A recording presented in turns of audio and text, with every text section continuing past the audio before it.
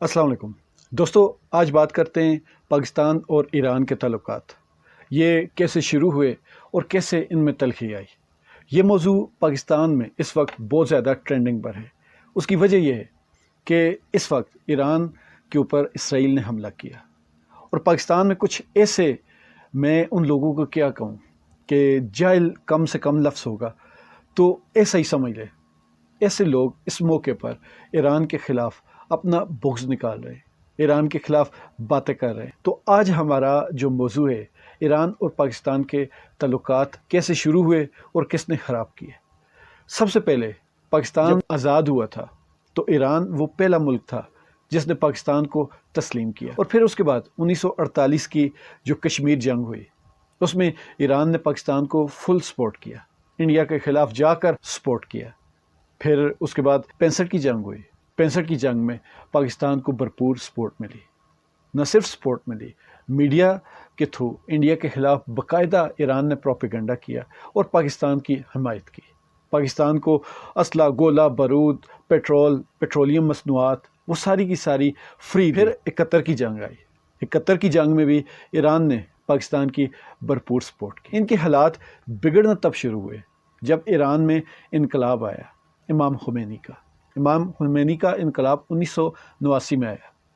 اس وقت مجھے بھی تھوڑا سا یہ لگا تھا کہ شاید ان کے انقلاب آنے کے بعد اہل تشیع کی حکومت آ گئی، اس وجہ سے شاید دوریاں بڑھی، لیکن نہیں. میں نے جب ریسرچ کیا تو پتہ لگا سرکاری طور پر ان کا جو مسلک ہے وہ پہلے بھی اہل تشیع ہی تھا، اور جب انقلاب آیا امام خمینی کا، اس کے بعد بھی وہ اہل تشیع تھا.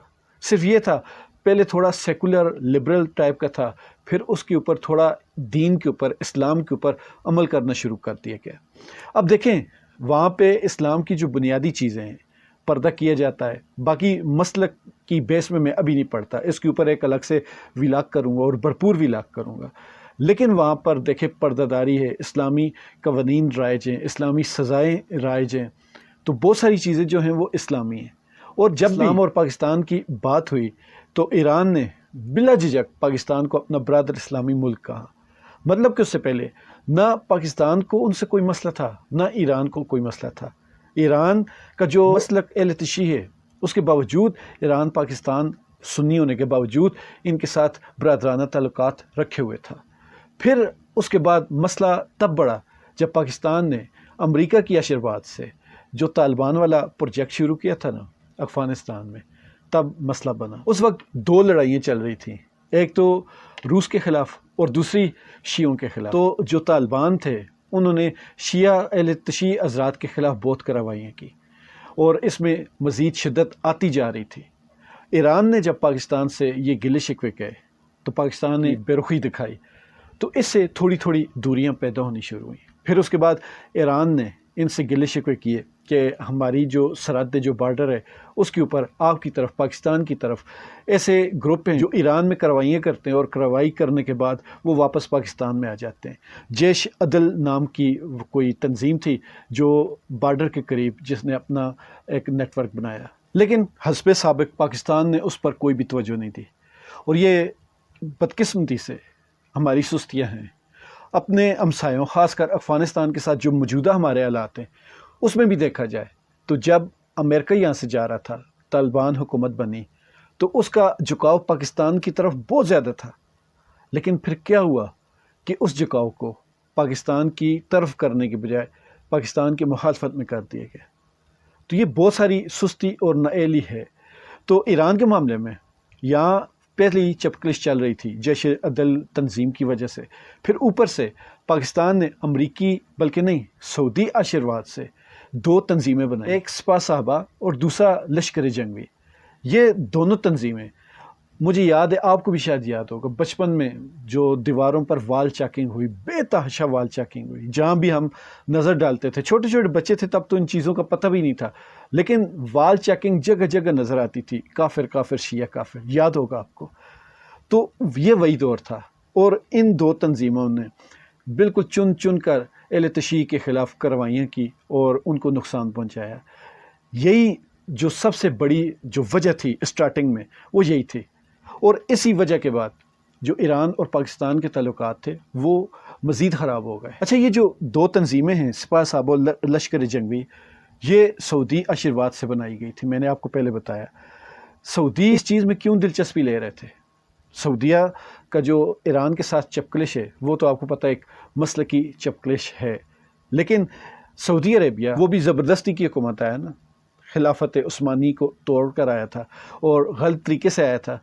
تو ایسے لوگ جب بھی غلط طریقے سے آتے ہیں تو وہ اپنی جو بادشاہت ہوتی ہے اس کو قائم رکھنے کے لیے وہ چاہتے ہیں کہ ہمارے قریب قریب کوئی بھی ایسا طاقتور نہ بچے جو ہمارے لیے مستقبل میں نقصان دہ ثابت ہو سکتا ہے۔ تو ایران ان کی نظروں میں شروع سے کھٹکتا تھا اور ان کو لگتا تھا کہ اگر ہمیں کوئی ٹکر دے سکتا ہے تو وہ ایران ہے۔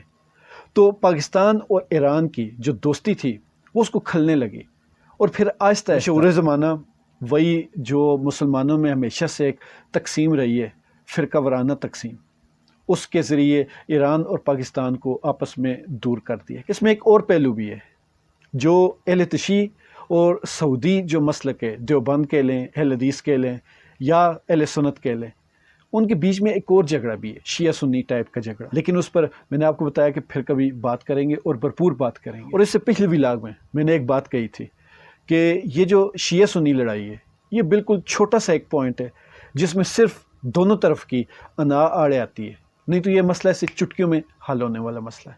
تو اس میں بعد میں بات کرتے ہیں، شاید جلدی بات ہو جائے۔ تو سعودیہ نے یہ دو تنظیمیں بنا کر ایران اور پاکستان کی دوستی کو کامیابی کے ساتھ ختم کر دیا، لیکن ان کا اصل مسئلہ جو بالکل ہی مطلب کہ دشمنی کی طرف چلا گیا وہ 1998 کی بات ہے، جب افغانستان طالبان نے کوئی 11 کے قریب ایرانی سفارتکاروں کو قتل کر دیا۔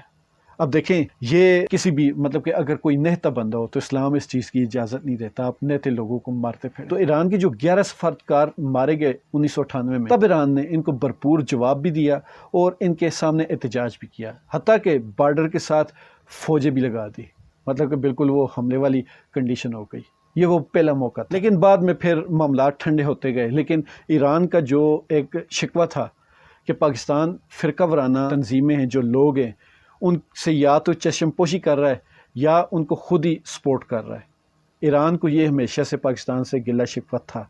اس وقت یہ ایران اور انڈیا کے تعلقات نہیں بنے تھے۔ جو آج کل لوگ کہہ رہے ہیں نا کہ ایران انڈیا کے قریب تھا، نہیں، ایران پاکستان کے قریب تھا، لیکن پاکستان نے اس کو خود سے دور کیا، جس طرح پاکستان نے افغانستان کو خود سے دور کیا، جس طرح پاکستان نے اپنے 5th جنریشن واریئرز کو خود سے دور کیا۔ پھر سب سے بڑی چیز، پاکستان نے اپنے ہی بنائے ہوئے طالبان کو اپنا دشمن بنا لیا۔ یہ ساری چیزیں غلطیاں ہیں۔ غلطی ماننے والا چھوٹا نہیں ہوتا بلکہ بڑا ہوتا ہے اگر وہ دوبارہ غلطی نہ کرے۔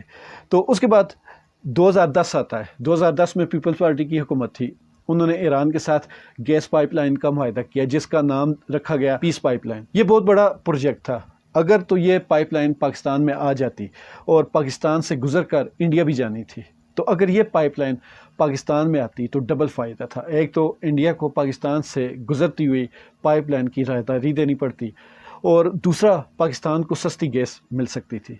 لیکن ایک بار پھر پاکستان نے ایران کے ساتھ دھوکہ کیا۔ 2010 کا وہ سال تھے جب یہ نیا افغانستان والا واقعہ ہوا تھا، 9/11 ہوا۔ جب امریکہ کی یہاں پہ موجودگی تھی تو تب ایران کے اوپر بہت سخت پابندیاں تھیں اور ایران کے اوپر واقعی وہ بہت مشکل حالات تھے، اور ایسے مشکل حالات میں ایران کو پاکستان کی ضرورت پڑی، تاریخ میں پہلی بار ضرورت پڑی اور بہت زیادہ ضرورت پڑی۔ اور جب پائپ لائن کی بات ہوئی تو ایران نے اپنی طرف سے جتنا بھی کام تھا پائپ لائن پوری بچھا دی، بارڈر تک وہ لے آئے۔ ان کا اس پہ 2 ارب کے قریب ان کا خرچہ ہوا۔ تو وہ ایک تو خرچہ ایک طرف، دوسرا جو ملک پہلی پابندیوں کا شکار ہے اس نے اتنا خرچہ کر کے ایک پائپ لائن لگائی، اور ان کو امید تھی کہ پاکستان سے جب یہ گزرے گی تو ہمیں سرمایہ ملے گا، ہماری مشکلات حل ہوں گی۔ لیکن پاکستان امریکہ کے دباؤ میں اور سعودیہ کے دباؤ میں آ کر پیچھے ہٹ گیا۔ ایران نے بہت منتیں ترلے کی، یہاں تک آفر کی کہ آپ کے پاس اگر پیسے نہیں تو ہم آپ کے علاقے میں بھی پائپ لائن بچھا دیتے ہیں، آپ بعد میں ساتھ ساتھ پیسے دیتے رہیے گا۔ اتنی بڑی آفر کو بھی پاکستان ٹھکرا دیا۔ پھر اس کے بعد جب سعودی عرب نے یمن پر حملہ کیا اور پاکستان سے فوجیں منگوائی گئی، پاکستان نے انکار تو کر دیا، لیکن شروع میں وہ سعودی عربیہ کے ساتھ کھڑا رہا، اور یمن کے ساتھ تعلقات ایران کے بہت اچھے تھے۔ اب ایران اور یمن کو ذہن میں رکھیے گا، ان کی لوکیشن ذہن میں رکھیے گا۔ اس کے بعد ایک ولاگ میں اس پہ کروں گا، اور یہ ان کی لوکیشن جو ہے یہ پوری دنیا کو اس وقت کھٹک رہی ہے۔ تو بہرحال ایران اس بات سے پاکستان سے ناراض ہو گیا کہ اس نے جو سعودی حملہ تھا یمن کے اوپر اس کی حمایت کیوں کی۔ بہرحال وہ ٹائم بھی گزر گیا اور وہی وقت تھا جب انڈیا ایران کے قریب ہونا شروع ہوا۔ دیکھیں یہاں پر جب گیس پائپ لائن کا مسئلہ بنا تو ایران نے ان کی بہت منتیں ترلے کی۔ پاکستان کا ایک ہی جواب تھا، ہم انٹرنیشنل پابندیاں برداشت نہیں کر پائیں گے، ہم سعودی دشمنی ان کی جو مخالفت ہے وہ برداشت نہیں کر پائیں گے۔ تو انڈیا نے جب ایران میں سرمایہ کاری شروع کی تو کیا انڈیا کے اوپر کوئی پابندی لگی؟ نہیں لگی۔ وجہ یہ ہے کہ جب آپ خود تگڑے ہوں گے تو دوسرا کوئی آپ کی طرف آنکھ اٹھا کر نہیں دیکھ سکتا، لیکن جب آپ کے دل میں چور ہو، آپ کی کانپیں ٹانگ رہی ہوں، تو اس کے بعد پھر کوئی ایرا غیرا نتو خیرا وہ بھی آپ کے اوپر ہاتھ بھی اٹھا جائے گا اور آپ کو دو ٹھڈے بھی مار جائے گا۔ تو انڈیا اور پاکستان اور ایران کے معاملے میں یہ ثابت کیا کہ وہ ڈنکے کی چوٹ پر ایران کے ساتھ سرمایہ کاری کر سکتے ہیں، اور انہوں نے کی۔ اب ہمارے یہاں کچھ جاہل ترین لوگ اس چیز کو نشانہ بنا رہے ہیں کہ ایران کا جھکاؤ انڈیا کی طرف تھا۔ انڈیا اور ایران کی دوستی تو جمعہ 8 دن نہیں ہوئے، اور وہ دوستی بھی نہیں تھی، وہ تو کاروباری شراکت تھی۔ آپ اتنے مطلب کہ اندھے ہو چکے ہیں، اتنے مفاد پرست ہو چکے ہیں کہ وہ اتنا لمبا آپ کو ٹائم بھول گیا جو آپ کی زیادتیاں تھیں اور ان کی ہمارے اوپر ہمدردیاں تھیں، لیکن یہ جو چند دنوں کا وہ بھی ان کی مجبوری تھی۔ آپ اگر ان کے ساتھ سرمایہ کاری کرتے وہ تو آپ کو آفریں دے دے کر تھک گئے تھے، لیکن آپ نے ہر بار انکار کیا۔ پھر جب انڈیا ان کے ساتھ ملا، اور انڈیا کو تو موقع چاہیے تھا، انڈیا تو پاکستان کو دونوں طرف سے گھیرنا چاہتا تھا، اس کو موقع چاہیے تھا، وہ جب گیا تو پاکستان نے کبھی بھی کوئی مطلب کہ وہ اونچے لیول کا احتجاج نہیں کیا کہ انڈیا یہاں کیوں ہے۔ یہ بھی جو 2024 میں ان کا آپس میں میزائل کا تبادلہ ہوا تھا پاکستان اور ایران کا، اس میں بھی ایران ان کو بار بار کہتا رہا کہ آپ کی طرف جو لوگ ہیں وہ ہمارے ہاں اس طرح کے کام کر رہے ہیں۔ ٹھیک ہے، کلبھشن یادو بھی ایرانی پاسپورٹ پر پکڑا گیا، لیکن بات وہی ہے، انڈیا پاکستان جب ایک تھا تو ایسٹ انڈیا کمپنی آئی تھی کاروبار کی نیت سے اور پورے انڈیا پر قبضہ کر لیا۔ تو جب بھی کسی ملک میں کوئی کاروباری لوگ جاتے ہیں، بلکہ کوئی جاسوس جاتے ہیں یا ملکوں کو اپنے مقاصد کے لیے استعمال کرنے کے لیے جاتے ہیں، تو وہ کاروبار کے ذریعے جاتے ہیں۔ انڈیا بھی وہاں کاروبار کے ذریعے گیا، جاسوسی کی۔ اب دیکھیں انڈیا نے جاسوسی پاکستان کی کرنی تھی یا نہیں کرنی تھی، ایران کی خود کی اتنی زیادہ ہو گئی کہ ایران آج پھنسا ہوا ہے۔ یہ بہت حد تک ممکن ہے کہ ایران کے اندر جس طرح انڈیا گھسا، شاید وہی چیزیں تھیں جو آج ایران کے اندر غدار پیدا کر رہی ہیں۔ تو ایران کی اگر یہ حالت جس کو ہم پنجابی میں کہتے ہیں نا ماڑی ہوئی ہے، تو اس میں پاکستان کا ہاتھ ہے۔ ایران ہمیشہ پاکستان کے پیچھے کھڑا رہا، پاکستان کبھی بھی ڈنکے کی چوٹ پر ایران کے ساتھ کھڑا نہیں رہا۔ چلیں کھڑا ہونا تو بہت دور کی بات ہے، ایران کے جتنے احسانات ہیں پاکستان کے اوپر، پاکستان تو وہ تک نہیں چکا پایا، اور یہ غصہ اپنے ملک پر نہیں، اپنے ملک کے ساتھ شدید محبت ہے۔ مسئلہ یہ ہے کہ آپ لوگوں کی وجہ سے کہاں کہاں ہمیں سر نہیں جھکانا پڑتا۔ جب گھر کے بڑے عزت دار ہوں، جب گھر کے بڑے معاملہ فہم ہوں، وہ کسی کے ساتھ بھی کوئی معاملات کریں تو وہ اچھے سے کریں تو پورے گھر کی عزت ہوتی ہے، اور جب گھر کے بڑے اپنے معاملات میں ڈنڈی ماریں تو پورے گھر کی بدنامی ہوتی ہے، جو کہ اس وقت ہم برداشت کر رہے ہیں۔ افغانستان جو اسلامی ملک ہے ان کے ساتھ ہماری نہیں، ایران بھی اسلامی ملک ہے ان کے ساتھ بھی ہماری نہیں، اور آج ایک وقت آیا جب ایران کو ہماری پھر سے ضرورت پڑی، اور ہمارے جو یہ کی بورڈ واریئرز ہیں، اور یہ تو اب پوری دنیا مان چکی ہے کہ یہ جو گالم گلوچ بریگیڈ، یہ جو کی بورڈ واریئرز ہیں، ان کو کہاں سے سپورٹ ملتی ہے اور کہاں سے بیانیہ ملتا ہے۔ تو آج پورا دن سارا دن میں یہی دیکھتا رہا کہ ایران کو تانے ملتے رہے، انہی پاکستانی یوٹیوبرز جو یا ٹویٹر پر جو لوگ بیٹھے ہوئے ہیں یا سوشل میڈیا پر جو لوگ بیٹھے ہوئے ہیں، ان کی طرف سے ایران کو تانے ملتے رہے کہ تم نے انڈیا کا ساتھ دیا اور انڈیا نے تمہاری پیٹھ میں چھرا گھونپا، تم نے پاکستان کے خلاف دشمنی کی۔ عقل کے اندر دشمنی ایران نے نہیں کی۔ تو یہ پوری تاریخ ہے، اس کو پہلے پڑھ لیا کرو، اس کے بعد کوئی ایسی بات کیا کرو۔ جب آپ تاریخ کو جانے بغیر کسی کے اوپر الزام لگاتے ہیں تو وہیں سے ناراضگیاں شروع ہوتی ہیں۔ اور اب جب کہ ایران نے کامیاب حملہ کیا تو یہ لوگ کہنا شروع ہو گئے، دیکھیں ایران کو پاکستان نے اندر سے سپورٹ کی، اگر پاکستان سپورٹ نہیں کرتا تو ایران تو کچھ بھی نہیں کر سکتا تھا۔ بھائی اتنے جوگے تم ہوتے تو ایران سے گیس پائپ لائن کا منصوبہ ہی پاکستان میں لے آتے، وہاں تو آپ کو یہ تک آفر ملی کہ آپ کے اندر بھی یہ کام ہونا ہے وہ ہم کروا کے دیتے، وہ تو آپ کر نہیں سکے۔ جو سینیٹر مشتاق ہے وہ اسلام آباد میں کوئی مارچ نکالتا ہے تو اس کو آپ فوراً پکڑ لیتے ہیں۔ کہاں گئی اس وقت آپ کی یہ دلیری جو آج آپ دکھا رہے ہیں؟ اگر فرض کریں آپ نے ایران کی مدد کر بھی دی تو اس کے اوپر اس طرح شور مچانا، یہ وویلا کرنا، یہ بھانڈوں کی طرح اپنی میمے کرنا، اپنی جے جے کار کرنا، یہ ضروری تھا؟ جنگ کا کوئی فیصلہ ہو جاتا تب آپ کہتے، پھر ایران بھی آپ کو سپورٹ کرتا، اور ایران کی طرف سے اگر یہ بات ہوتی تو بہت زیادہ اہمیت ہوتی، لیکن اپنے منہ میاں مٹھو بننے کا کیا فائدہ؟ یہ تو الٹا نقصان ہوتا ہے۔ اور جس طرح اس وقت پاکستان میں حالات چل رہے ہیں تو اپنے منہ میاں مٹھو بننا مزید آپ کے لیے خواری کا باعث بن سکتا ہے۔ تو اس وقت ایران کو پاکستان کی مدد کی واقعتاً ضرورت ہے، اور نہ صرف پاکستان بلکہ پوری امت مسلمہ، اور جو سعودی عربیہ کا کردار ہے، جو شام کا، جو اردن کا، لبنان کا، ان سب لوگوں نے یہ ثابت کیا، ان سب عربوں نے یہ ثابت کیا کہ وہ واقعی اسلام یا کسی بھی اسلامی ملک کے ساتھ مخلص نہیں ہے۔ تو اس وقت لے دے کے بچہ ترکی، پاکستان، چائنا اور ایران یا آذربائیجان، یہ جو اس سائڈ والا جو مڈل ایسٹ یا جو تھوڑا ایشیائی اور تھوڑا یورپ کے قریب والے مسلمان ملک ہیں، انہی سے تھوڑی امید لگائی جا سکتی۔ اگر اس وقت بھی آپ ایک نہ ہوئے تو یہ سوچ لیں کہ آپ کا رویہ امریکہ اور اسرائیل یا اس طرح کے دوسرے ممالک کے جو بھی تھوڑا پاورفل ہوتے ہیں، ان کے ساتھ آپ کا جو رویہ ہوتا ہے، وہ رویہ اگر آپ دیکھیں تو ایران جس طرح پہلے عراق ہوا، پھر اس کے بعد لیبیا، اردن، شام، مصر، سوڈان، یہ جتنی بھی مڈل ایسٹ کے یا جو افریقہ کے مسلمان ملک ہیں، جس طرح ان کو قابو کیا گیا، تو ایران آخری وہ ملک تھا جو کھڑا ہو سکتا تھا۔ دیکھیں پاور کے حساب سے دیکھیں تو پاکستان پاورفل ہے، لیکن دلیری اور بہادری میں کھڑا ہونا اور کسی کو للکارنا، وہ بلا شک و شبہ ایران آج تک کھڑا رہا۔ اور یہ عقل کے اندھے اس ایران کو کہہ رہے ہیں کہ ہم تمہاری مدد نہ کرتے تو تم یہ حملہ نہ کر سکتے تھے۔ او بھائی، تمہاری مدد کی کیا اوقات؟ ایران وہ پہلا ملک اسلامی جو اسرائیل اور امریکہ کے خلاف کھڑا رہا، اور آج تک وہ کھڑا ہوا۔ تو یہ آخری ملک بھی ہے، اگر یہ گر گیا تو یقین مانیں اگلا نمبر آپ کو ہوگا۔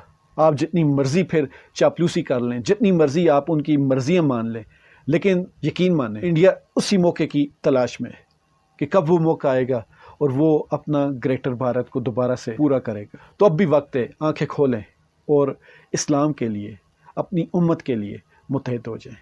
یہ جو چھوٹے چھوٹے فرقے آپ نے بنائے ہوئے ہیں، اور فرقے جن مسائل پر آپ بٹے ہوئے ہیں، یقین مانیں ان مسائل سے پہلے اتحاد ضروری ہے۔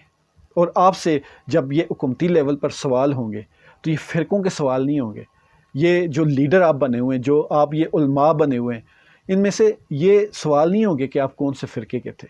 یہ سوال ہوگا کہ آپ نے امت میں اتحاد پیدا کیا یا نفاق پیدا کیا۔